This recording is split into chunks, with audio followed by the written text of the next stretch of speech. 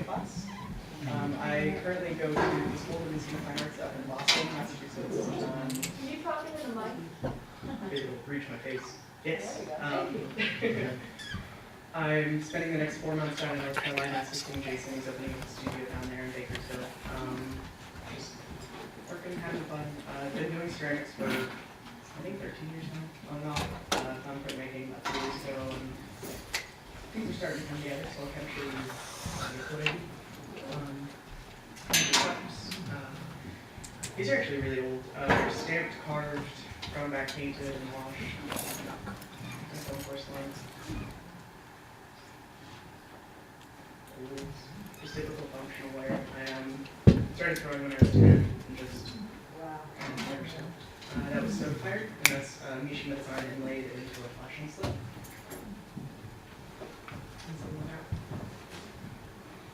These are a commission that I actually did for the Museum of Fine Arts. They needed tiles for a benefactor center, the Gala Awards. So all these went to people who donated money to the museum. This is a big platter that I'm working with. If any of you guys have seen me running around, it's my back tattoo. It's a drawing I did. I'll talk about the imagery a little bit more. It'll make sense in a minute. But it's probably not an issue. And it's just hand-painted concentric circles with underglazes. I like seeing what repetitive patterns will do.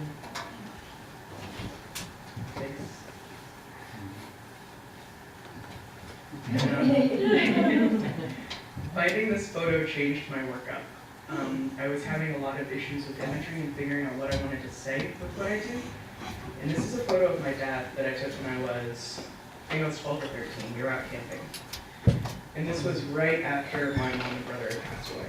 And so it was the look in his eyes that always got me. Just the sadness in it.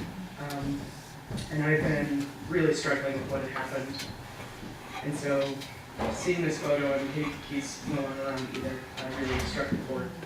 And I created a big relief sculpture. I don't have any photos of finished work, but these are kind of in compost shots. Each of these tiles is 4 by 4 inches. So the piece itself is actually fairly large. And this is one of my brother. I wanted to take away space. These are all based off of photographs. And so I went in and I did the detail of what I remember. I remember his shirt, I remember his glasses, and I wanted to see what you see. Because I don't remember what they look like without those photographs. So I was trying to capture that on and a very malleable material, but once it's fired, it's solid. Like there's that feeling to it.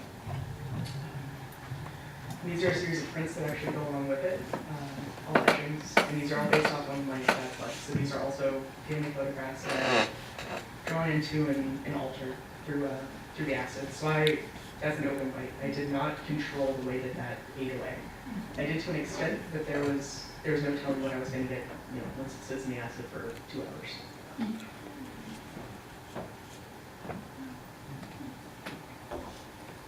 I'm just very illustrative, trying to show as little as I possibly can and see what it can say.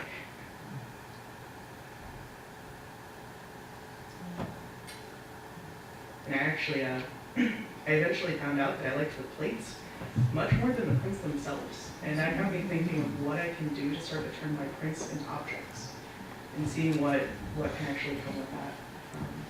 So this is what happened. These were wire sculptures. Somebody asked me to make an object of desire, so I made beer bottles. It was a thirsty day. I squished them through the press. They were just very thin wire. I inked up the print, printed it, and turned that flat object back into a three-dimensional, very gestural thing. And that got me thinking on objects and toys and kind of that whimsical childlike sense. This is something that I'm still working on. This is all very recent work that I've been doing. This is my brother's old toy, like the little stab head, and the little hole in the head where he stabbed it. But to me, this object means a lot more to anybody else. To everybody who sees it, it's just a wooden block, and they don't get the sense that I do from it. And so I'm trying to show people kind of how awkward they make me feel, and how, in a way, it's a little bit uncomfortable. And same with this sweater. It's his old sweater. And for years, I just wore my brother's clothes and my dad's clothes just because that's, I guess, what I had to do. But these colors resonate a lot with me. And actually, I was trying to make that color in handmade paper. Needless to say, it didn't work out, and it kind of turned blue by the end of it. Still working with it, it's just a material I don't understand. But I created these 4-foot tall silk screens of the wooden toy. So I glued this up to child size, and I forced you to stand inside of this installation to kind of get a sense that from far away these objects are very pleasant to look at. You don't really know what they are. But when you stand in the middle and they're all brushing against you, and you get overwhelmed by how they feel and what they actually start to say. That's just a close-up. Yeah, that blue there was green at one point. Still learning, still learning. And this is another silk screen that I did.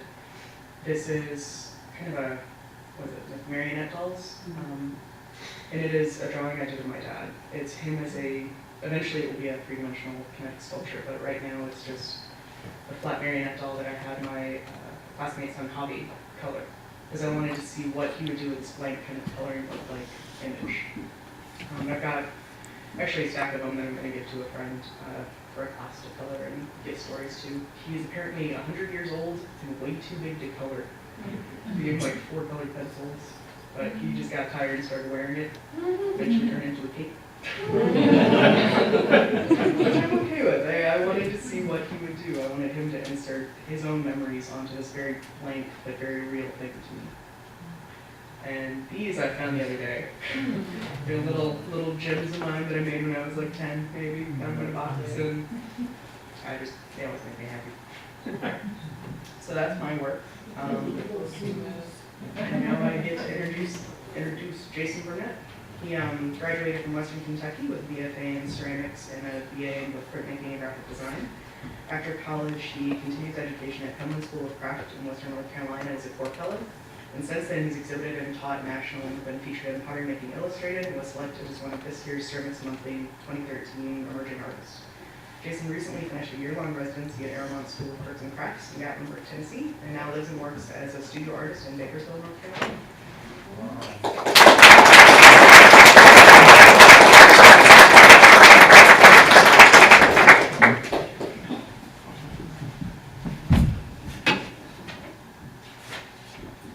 Good evening, everybody.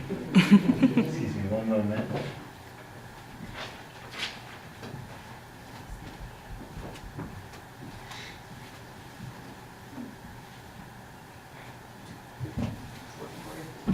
Thank you.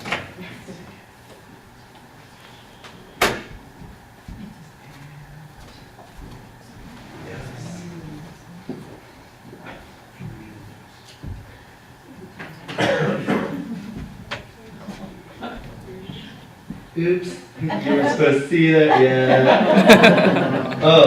So as Marla was saying, I'm Jason Burnett. I am teaching the silkscreen on clay, print and repeat this past week. And wow, this place is awesome.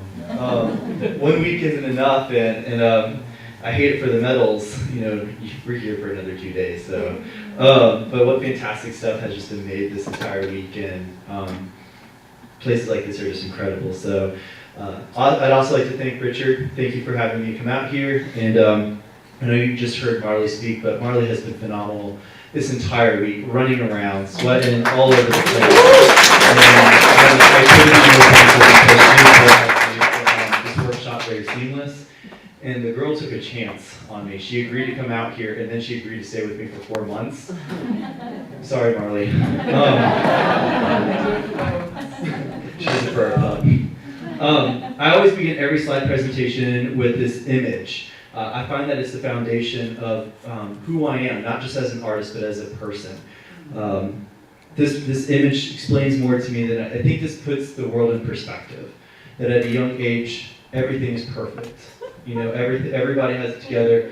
I like this image not because just that kid is adorable and quite handsome, but this image is everything that my world is not anymore.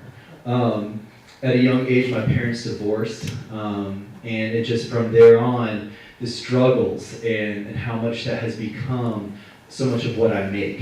Even if it's not present in the work, it's very much an influence of trying to grab hold of that youth and innocence and that naive look at the world, but as we continue getting older, experience and all that stuff. So how do we keep that fresh young look or viewpoint of the world?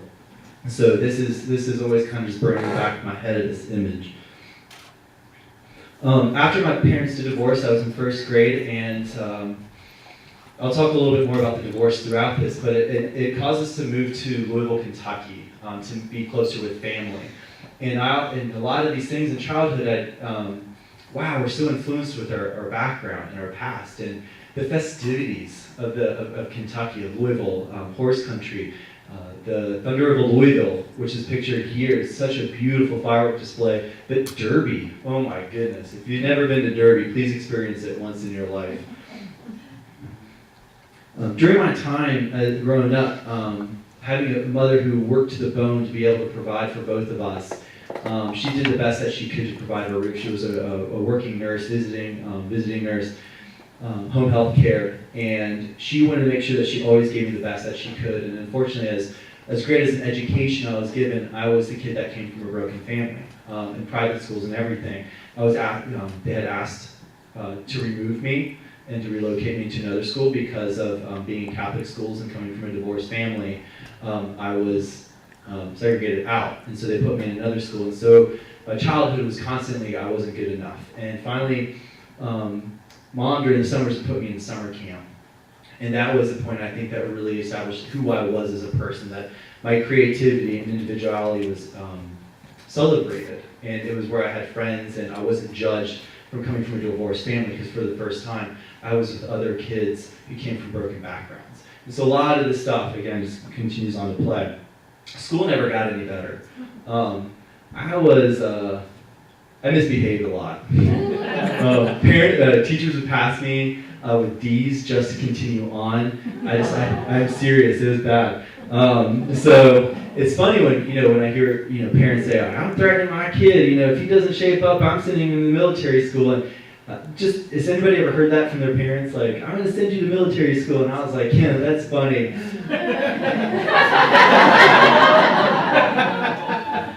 It wasn't a joke. But it was one of the best things that ever happened. I'm serious. It was rough in the very beginning, but the relationship that I had with my mom went downhill incredibly. I didn't respect her as a mother. There was just none of that was there until I finally went to military school and realized what I had was special. She was the only person that I had, and with everything else that we've gone through, I needed to cherish with that.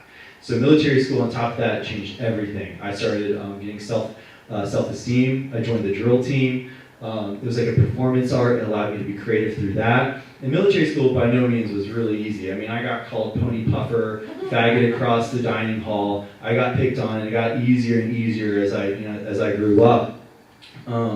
But the relationships that I had with my family members just blossomed in everything.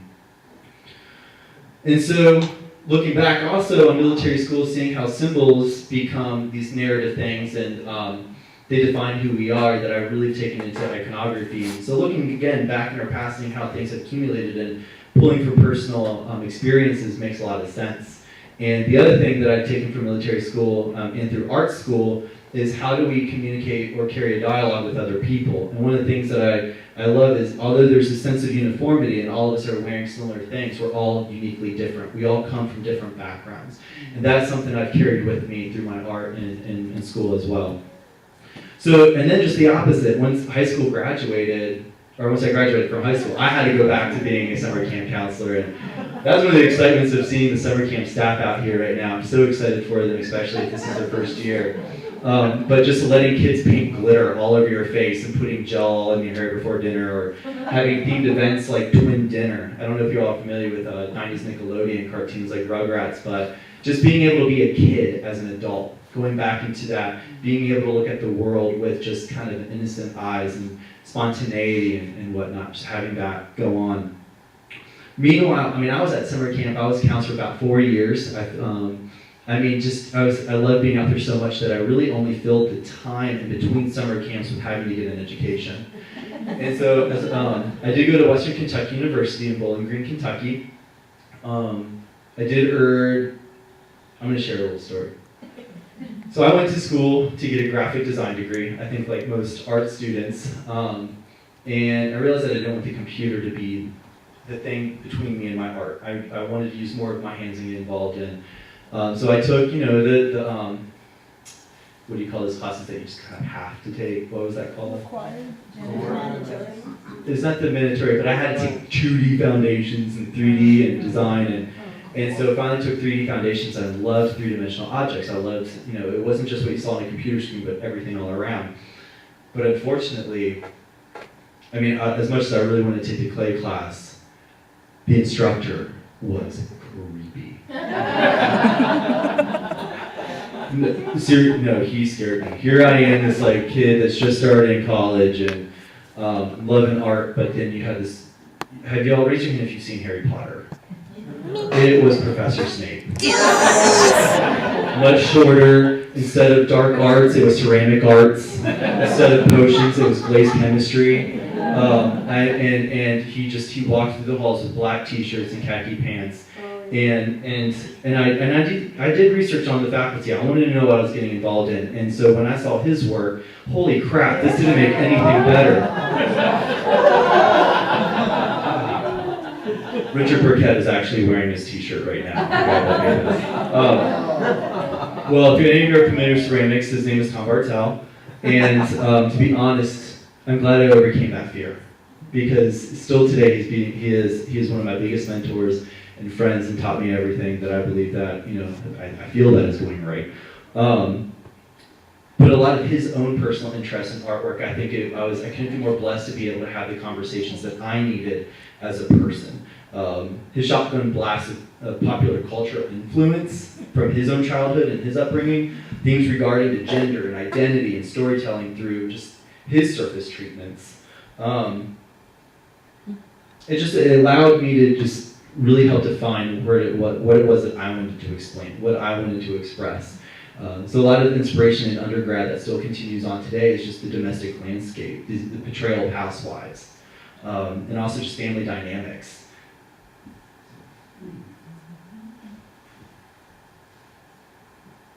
During that time, also being in high school already as a gay guy, and then being at Western Kentucky University in the Bible Belt, it was, trying to celebrate who I was really hard. It was a constant struggle. And so using cakes and rituals and the idea of, gay marriage, how homosexuality is so much more accepted these days, but the fight and the battle for equality still goes on. And so this idea of weddings and anniversaries and whatnot. And so that going into just again, interesting ideas of gender identity and relationships. So I created, finally, the first piece that I felt that was my own, and some guy came walking into the studio and goes, that's politically incorrect. And it was my Speak Now or Forever Hold Your Peace cake. So I don't know about you, but I think it looks tasty. And so this was finally a time it's like, what, I want to look at my life. There's got to be some funny things going on and celebrating the current things that were going on. I'm in college and my mom's, this is called How Housewives Make Babies, and this celebrates my mom's co-workers, Rachel and Diane, who had asked her to ask around if I knew of anyone who would be interested in being a sperm donor. And when she said, I said, I want to do it. I want to be that person because I loved them. I thought they were phenomenal people. And so during this time of interest in domesticity in the 60s and mid-century, thinking, how would housewives back then, when it was completely quiet and untalked about, how would women back then be able to explain how babies were made? And so, do any of you know? I personally believe that the milkman delivers the milk, and they pour it in a batter, put it in a toaster, and out pops baby 9 months later. It's magic. And so the idea of social understanding and politics kind of led to, well, what about the individual? Instead of just focusing on what was going on around me and kind of focusing to other people shared the same ideas of individuality. And so I started thinking about cupcakes. Personally, we get to kind of enjoy that little whole instead of a slice of a whole. So I made these slip cast monuments called the Antique Adornment Cupcake Collection. And so like the cherry topper is kind of just this idea of innocence and the decisions we make when we grow older. That idea of like, taking someone's cherry, or are you giving it to them, like kind of teasing along those lines as we get older. And also adorning ourselves to create an identity. And going into just kind of classifying, labeling other people, understanding status, and finally kind of the judgment of others or how others see us. We see ourselves one way, other people see us, but kind of in the end, it's the same. It's not the same analogy, but we're the same person. And so the idea of yummy and tasty being the judgment.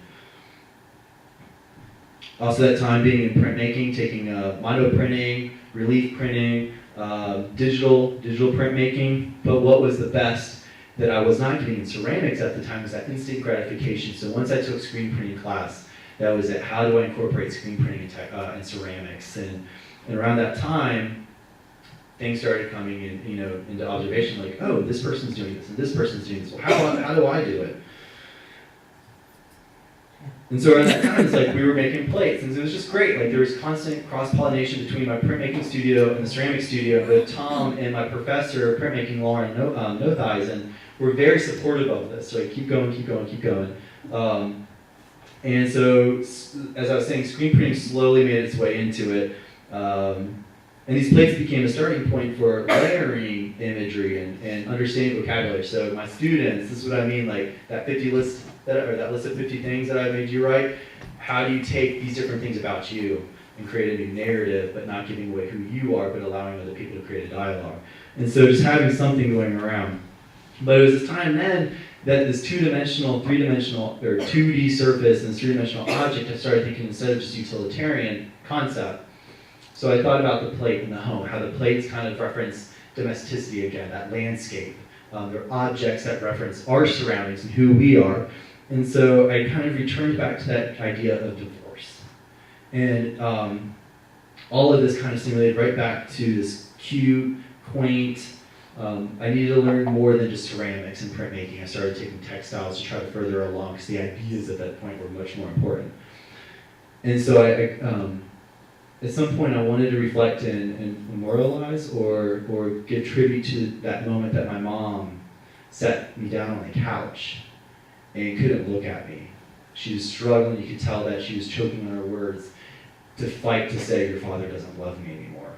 And just pouring out her heart. The woman that in my mind as a child was just the strongest woman ever, her heart was broken. And so from there on, my idea of love and relationships had always been that way, like trust and whatnot. So being able to internalize these experiences and how much they really weigh you down and you try to understand them throughout life. So moving on, so I started sewing. It just made sense, like domestic arts and this idea of, well, what about, here I am thinking about feminine traits and women and housewives. Well, let's think about modern day. I'm such on this kick of mid-century. Well, what about the men these days now? You have men in the military, or so you have women in the military with fathers, at home trying to take care of the children, tend the house. So I thought about why not make aprons for men? Thought about myself in school, working really hard as an art student, being a server in the food industry, that someday maybe that doctor, that lawyer who could pay for my art career would just come riding on his white horse and put the glass slipper on my foot, and I was made. I'm engaged to a math teacher, so that's not necessarily what's going on, but he's very supportive and I love him dearly. And I thought about the battle dress apron, as I was talking about with women in the military and men at home. The people in our lives, I lived with a roommate who just had this routine every Sunday, and he was not to be bothered, and you were not to help him. And he wrote me the entirety of how he cleans a room on Sunday. And the best part at the end was, then you lay back and you reap the benefits of a clean house. And so I had to pay tribute to this guy. And then person for me, learning how to clean everything, I had to learn how to clean by the book. That if you didn't do it right, it was 25 push-ups. If you still didn't do it right, it's 25 push-ups. And so I learned from a handbook and discipline, so formal inspection. I hadn't had the time yet to finish graduate school. We were to finish undergrad. And at that point, we're in a portfolio class applying for residencies just for experience and assignments, and whoop. Well, we had to send off those applications, and I got accepted to Penland School of Crafts for the Core Fellowship Program. So while there, I finished college. So everything from here on. If you're not familiar with Penland School of Crafts, it is in the Blue Ridge Mountains of North Carolina. With the Core Fellowship, you get to live with 8 other people, and it's in constant rotation, so it's not the same people every year. You have your set group, it's a rotation of 5 and 4. And during this time, it is a 2-year work exchange. It's kind of an alternative education. And so instead of being in the walls of the university and academia and working really hard, to not just worry about grades, here it was really working about finding your work, really taking risks, accepting failure, and learning from failure. And so this 2-year work exchange provided housing, tuition, and a studio. Several classes, each student got to kind of choose classes depending on their own interests and needs. I got to take the classes that I'm showing up here are the ones that really influence the work that I'm making today and really pay tribute to, but a pop-up bookmaking class.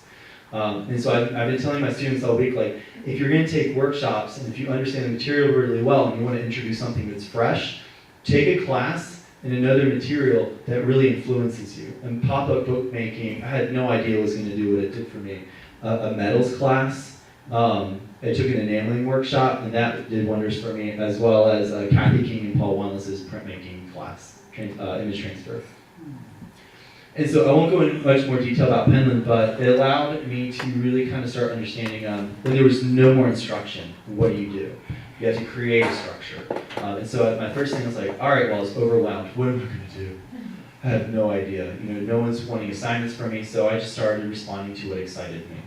Understanding kind of little things that I learned in the workshops, but really just grabbing and taking and going from there and learning from that, making and then asking, why did I do this? Why was I excited by this? And furthering on that exploration. So if it wasn't, it was adding color, taking away color, using found imagery. How can I take object or image of, like, say, said sewing pattern men and creating a relative object? How do I make 2D, 3D? And so using the sewing patterns that were found in it as the background pattern, using a tracing wheel tool to decorate and to mimic the pinking shears cut at the very bottom. And so just trying to be, again, interested in other material. Finally, I had to kind of create a challenge, like, all right, well, what about a theme? Can I pick a theme? And so I picked something easy, but something that was really fun, and that was the circus. It was the carnival. It was loud, it was colorful, expressive, and there's a ton of history to it, and I'm still influenced by all of that. And so I thought, as I was reading, I found out about this old acrobat whose name was Little Alice, and she was a spark plug of energy is what I read. And so I just wanted to make work that just kind of referenced that, but didn't really have her picture on it, but just was able to convey that energy of someone, something. And then being a little bit being more literal.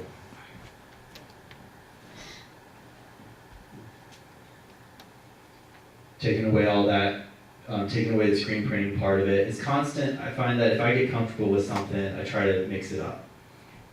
Take away screen printing, take away color, only work with one color, work with 2 colors that create surprise or might not be relative, showing more of the clay body. It's just, that's what I was trying to do while I was a student was, all right, how do I motivate myself? How do I work on my own?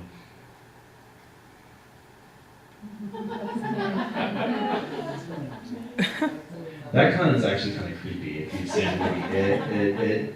Working alone in the winter in a studio by yourself with clown imagery. And if you've been to Penland, the creaks and stuff that happen in the floors in the studio, and you know you're alone. And again, going into that, well, I was using a lot of newsprint to transfer these images, but what happens when I stop screen printing and just kind of create monotypes and again, exploring and trying to further understand the materials that I work with. And so this is just black slip trailed on newsprint paper and pressed and stuck up on the cup. There's just something about the containers. It all began when Crimson Laurel Gallery asked about making these containers for a containment exhibit. And it got me thinking, I like when you get these assignments. I was admiring James's slide presentation, we talked about the sins and how do you address, and where do you find the personal narratives in with that, and thinking about containment, there's just something about containing or advertising cheap material. And just thinking about going to baseball games with my dad and having the Cracker Jack box, and here's the stuff already it tastes good, but it tastes like cardboard. And you're excited about the prize inside, and you fold paper, you're done with it really in a second. It's lame, and you kind of have this huge letdown. The same thing with baseball cards, gum inside, and you chew it and it loses flavor in a second. But it's the advertisement, it's the build up for that experience. And so I wanted to make these pop and chew containers where each gum was individually, that is gum. Oftentimes we're like, what, is that hanging? No, it's gum. It's bubble gum. It looks pretty, but it smelled horrible. No, it was nauseating. My roommates kind of got pissed at me. It was another thing that was wonderful was living with other creative people. You had the chance to collaborate through conversations. You live with 8 other people. How are you not going to be able to share experiences? And so I had a wonderful opportunity. Again, that comes from Loyal Gallery had offered about kind of doing a collaborative show with his printmaker, illustrator, and designer Eleanor Anand. And we got to share and talk about our backgrounds with the beach and the ocean. Hers was much more lax. My dad was in the Navy, and so this was just one of the many pieces that we created. And time was coming up. 2 years happens quickly, and just thinking of a lot of the time at Penland in the winters, I was really one of the few clay people, and so a lot of my entertainment was Hulu and Netflix. And wow, they can become your best friend when working in the studio. Season after season after season, the Dexter theme song still haunts me. But he's cute when they make that little wink sound at the end. So the 2 years was up, like I was saying, at Penland, and I'm going to kind of fast forward through some events now. I moved to Marshall. It was the first time I was on my own. My mother just stood her foot down. You're not moving home. This is your opportunity to make something of yourself. Stay in North Carolina. I moved to Marshall, North Carolina, in this beautiful converted old high school turned studios. So if you ever visit Asheville, it's a half an hour away. Marshall, North Carolina, Marshall High Studios. It's on an island in the middle of the river. Can't remember which one. French Broad River. If you've seen Hunger Games, a lot of it's filmed out there. And then so I couldn't really afford my time out there, but fortunately I met my current fiance, Michael, moved in with him. Large classroom studio to a small bedroom studio, and no longer had access to a kiln, so there's a lot of failure. A lot of breakdowns, a lot of tears because work was just not coming out. So I started understanding, all right, how do you survive? Well, you start establishing opportunities. If you find that yourself, you're not doing well, are there other artists out there that are doing the same thing, people who give a lot? And so I created a ceramic surface format, Aramont, to bring people together to return back to themselves and to give and to share with each other. Started thinking a lot about screen prints and doing 2D work because they don't blow up in the kiln. It just allowed you to reflect more of what's important. And if you can't be busy in the studio making something, it's still how do you remain creative. And I think that's a challenge a lot of people come across. So a lot of these times I started thinking, all right, I'm just going to start researching. What all do I like? What all do I want to get into? What am I attracted by? A lot of self-reflecting. And so it's crazy. A lot of stuff wasn't necessarily clay, but unrefined drawings like children's drawings and seeing the abstractions of stuff that's not fully refined. I mean, look at that. Look, her glove is huge. The stacked, where are they? Oh my, the stacked teacups right to her right, how they don't nestle in each other, they're floating and hovering. That's beautiful. That's the kind of pottery I want to make. I want to make magical floating pottery. Again, thinking about screen printing, graphics, and other processes that I'm influenced by, and two of the artists that I find astounding are Matt Barnes and Jay Ryan. Unfortunately, I was able to take a class with Jay Ryan that was offered nearby, and so I was like, this is perfect. It was a sign. There's another piece of his, but then understanding, I took a lot of interest in repeat pattern. One of the assignments I gave my class, or told them outside of the studio, is when you see something that you like, as long as it's not stealing, take it. Store it away. If it provokes an emotion, if it provokes some sort of inspiration, there's something there. Pin it up in your studio, put it up in your room, and the more you start putting stuff together, you start finding things about yourself when you see relationships between these images. Another great thing is your cell phone. If your phone takes pictures, it's incredible when you download your pictures and you start seeing a lot of similarities in photos as well. So it's a great source material for you all. I really can't explain. No, just it's always been, I've been interested in gay culture. This fascination for some reason of adult fetish is taboo, but also seeing it out sometimes are celebrated in the streets. But this childhood fantasy, where does that line blur? And I'll talk a little bit about my own personal later in the slide presentation. But just pop culture, kitschy objects, and campy subject matter. All right, so here's my one little introduction of ceramics I like to look at and I'm influenced by. Honestly, it's just Americana dinerware, simple forms, everyday use. I admire the hell out of historical and international ceramics, but I have no ties to it. In my home, it was always just made in America, China, and that's what adorned our home. And so for me, that's the canvas to explore my surfaces and such. Now, currently. But also the thing, paper cups, something that is that a lot of people are familiar with and that we grab. Like, how many of us have grabbed paper cups this week? It's a functional utilitarian object that we've grabbed constantly. And so it's a form that's simple and that I admire and want to decorate the hell out of. Going to Target, I always rush over to the melamine plates. Every season they have these fantastic patterned plates. And while I was at Aramont this year, people come in like, is that ceramic? I'm like, that's plastic. Hang it up on the wall. Inspiration comes in many shapes and forms. And mid-century teapot design. If I could only capture the curves, and if I could ever decorate the late of Zeisel's work, God, what I would do to be able to do that. And I was thinking a lot, because of Hulu, I've been able to be in touch with a lot of my favorite cartoons. And when I don't know what to watch, I just put on Nicktoons. Looking at Ren and Stimpy, Ariel Monsters, and watching Rugrats. But now I could care less, honestly, about the plots. I hear them talking, everything's fine and dandy. Oh my God, the world's coming to an end, and after a few commercial breaks, everything's dandy. It's fine. But seeing how illustrators depict ceramic objects in the house, now that's been fascinating. That caught my attention. And so then I actually started watching more of them and being alert to how illustrators and cartoonists adapt the environment. These are just a few more shots. If only, I have a gut feeling that the purple glaze that's on the teapot, that chunky teapot, is probably full of lead. So I'll never find that.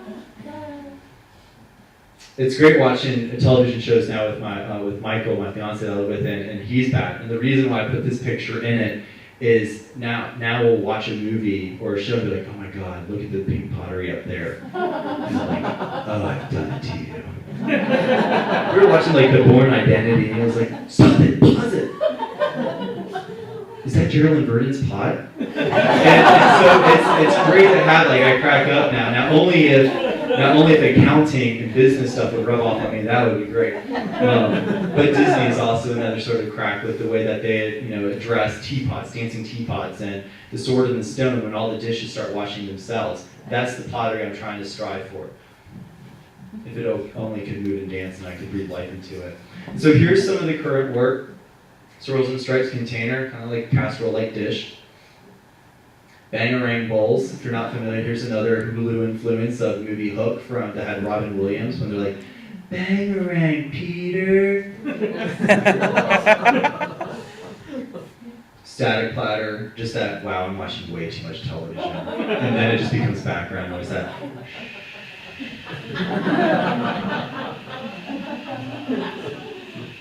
With that little faint, that. Just I hear all these different things in the background. And so around this time, I also got invited to be in a show called By Example, North Carolina Potters, where we got to invite one of our mentors, and I, of course, had to invite Tom Bartel. And so, because you can only invite one, I wanted to make pieces that represented a lot of influential people. So this was a plate that I dedicated to Tom. The reason it's called Cake Boy is because he did call me Cake Boy because I made the cakes, but he never knew that as a derogative term. And that made for another great story. I'll share that later. Miss King Platter, Kathy King, has been a huge influence as a young ceramic artist. And just thinking about my father and my sister being the Sweet 16 played, and I was talking to her on the phone, and she was just crying and complaining about my dad, and really, I was just like, I just want to say, do you hear yourself? And at that time, she was 16, and so I was like, you're such a little drama queen, really. And then it occurred to me, oh my God, I'm a drama queen too. The crap that I made my dad go through. And so Daddy's little drama queens, I'm still afraid to ask him who he thinks is a bigger drama queen. I like to think it's Jacqueline because he's lived with her through routines. And again, it came that time, like, what happens when you take away screen printing? Can I still make exciting work? So I call these, in military school, we had Frost Your Own Cupcake Day. And I like just that, instead of screen printing, I got to decorate my own little cups, my own cupcakes, Frost Your Own Cupcake cups. And going back into the by example work, making work that influenced one of my biggest mentors, Mark Burns. As a Christmas gift, my partner sent me out to go spend time with Mark in Vegas, and he took us out to Disneyland. And you better believe it, but the teapot ride was the first ride we went on. And I was pissed because I wanted to be in the pink teacup, and this little brat got it before I did, so I had to settle for purple. It's full of lollipops, and the reason it's a lollipop box is because I first discovered him in the Figure and Clay book, where he made a psychedelic lollipop lamp. And then just responding to material, Happy on Birthday box, because I'm not even going to sing the tune because it'll be stuck in your head for the rest of the evening, but it's the tune at the teacup ride. And so, as I was saying earlier, there's a lot of struggles. Even though I've made some of that work that was successful, a lot of it did not come out. And I just knew that I needed time to return back to making work and understanding how to make work. And so I went to Aramont School of Arts and Crafts, which is in Gatlinburg, Tennessee. If you have never been to Tennessee and North Carolina, the Blue Ridge Mountains are very much like this, not like out here. It's very humid, you're sweating all the time, you take a shower, you're not gonna dry off. This has been bliss, being out here. Except I'm thirsty all the time. And so you're thinking like, oh wow, Aramont's gonna be so inspirational, it's so beautiful out there. Yeah, reality check, Gatlinburg is this. Gatlinburg is huge touristy. I mean, imagine Dolly Parton showing up on your television, America's Getaway, y'all, come out to Pigeon Forge, Sevier County. That's what this is. It is constant, it is food, service, hospitality industry. Ripley's, believe it or not, attractions everywhere, mini golfs everywhere, all you can eat buffets and pancake houses. It honestly was awesome. The neighbors across the street were sharks and stingrays and octopus. Needless to say, to get to us, you had to take a left at the Cooters mini golf.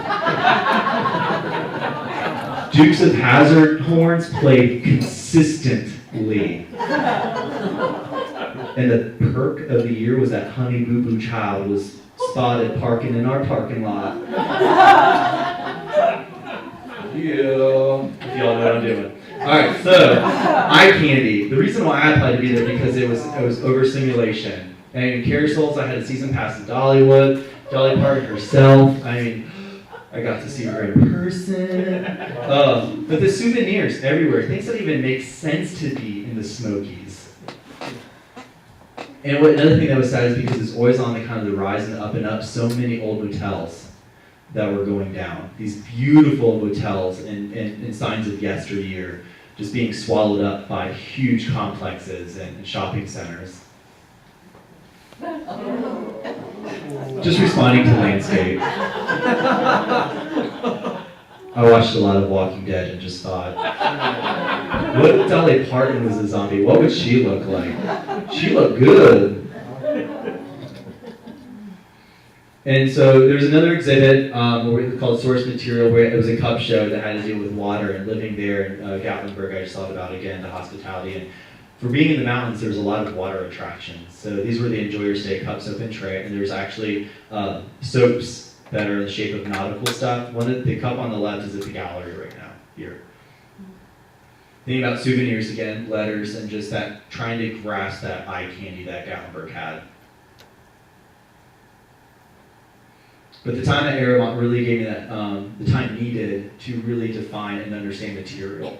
When I was living at home in Fletcher with Mike, when I first moved into that small bedroom studio, a lot of the work was failing because I was working a part-time job and just making what I could. So finally it's like, I need to understand the material I'm working with more. And so finally it was just a really successful year, I feel, with understanding process. I also have a fun time of labeling work after lines from movies that I'm currently watching, like Blush and Bashful. Can anybody tell me where that comes from? Oh my God. Steel Magnolias. Oh God.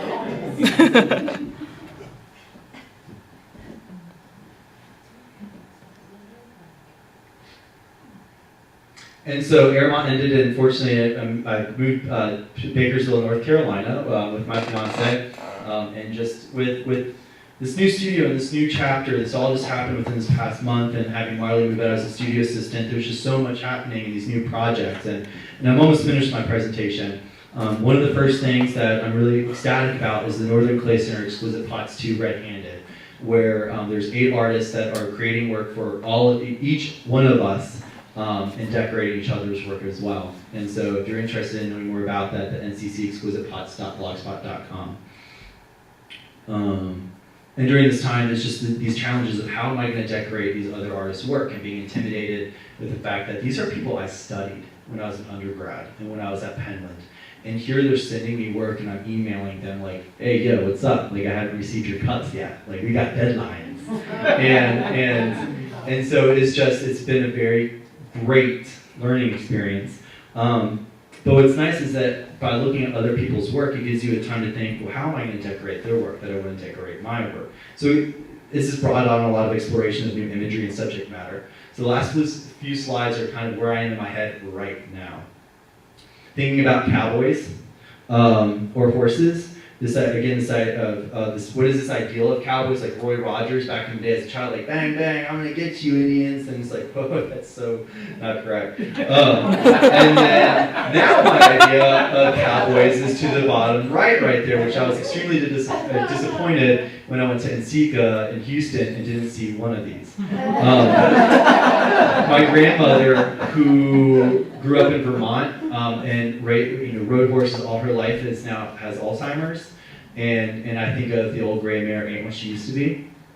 And again, growing up in Kentucky, so the idea of horses and whatnot, I had a PowerPoint presentation disruption earlier, and so the next slide is gone, but it was pictures of the new horse pattern in the works. A recent trip to Puerto Rico to teach. The architecture, the blast of color everywhere, and so trying to understand that and just how it's all strategically placed in uniform and unison, and how do they decide these colors? And so how do I get back there and study that? Because it was just a phenomenal time, and it's just inspiring, the color and architecture. And while being there, visiting a church, I had to purchase several prayer cards. And then I think about, well, what about people today? So I'm currently thinking about religion and pop culture, the ideas of praise, worship, faith, and role models, and thinking about prayer cards. And for the next image, as I was saying, I unloaded a whole bunch of photos that I've taken on my phone, and as I was going through, I was like, wow, I had this fascination with urinals for some reason, and bathrooms. And I think I'm understanding what it is. It's ceramic utilitarian objects that I have an intimate relationship with. Wow. That men have for about 5 seconds, and yeah, okay, I dug that hole. But this porcelain and metal, and I think of my processes where I like luster and that clean white, but these environments. Sometimes, when you're at a gas station, you're like, this place is a dump, and then you're in these places where it's really nice and color is considered. So, just an image library, I'd love to see where this goes with just having a plethora of imagery to pull from. With that being said, thank you all so much for sitting through all this.